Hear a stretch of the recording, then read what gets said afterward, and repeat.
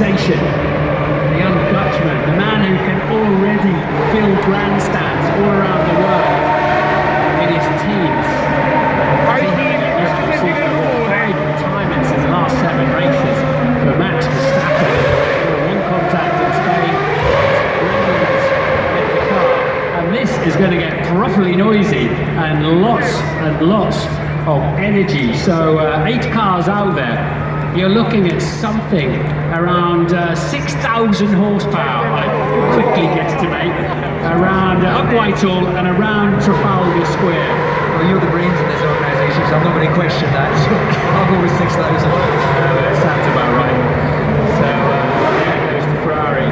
Oh man, I wish I'd have driven a Ferrari. I've driven 3 or 4 of them since for television, but something about the scarlet colour of the Ferrari, everything Ferrari stands for. And there's Valtteri practicing his getaway for Silverstone at the weekend.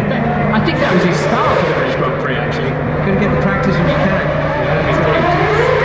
Marcus Ericsson's in the Sauber, and I think it'll be Stoffel. We haven't seen the McLaren MP46. As I say, all the cars you've seen in Run 1 just coming out as a full parade. Was you out there, DC? You know, I enjoyed my time in Formula 1. It was a great period, but this is the next generation's time. It's a privilege to be able to know that a sport that we love, that we put so much of our life, our heart and soul into, to have the chance for it to be celebrated. It's just a fantastic. Julian Palmer then joins the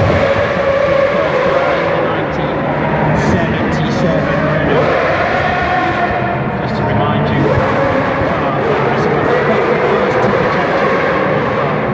ever was. They laughed in the beginning, and Renault had some years later. Formula 1 music, and then it went silent. How do you feel, David? Because you put an awful lot of work with Guy Horner and Velocity into making this event happen, and along with Formula 1 management.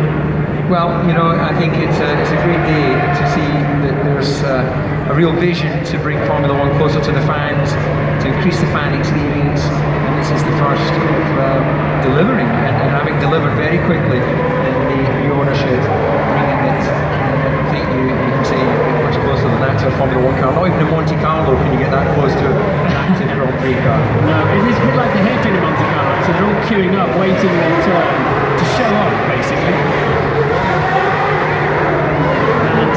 Burn up some Formula 1 rubber as they head around the track. An eclectic mix of cars, actually, from the latest hybrids to the earliest turbos 40 years ago.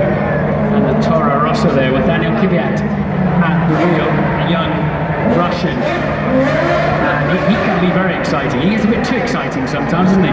He has had a bit of contact, not least last weekend when he rode Fernando Alonso off, and of course the famous one up against Seb Vettel in Russia twice last year. But he's a very quick little driver on his day.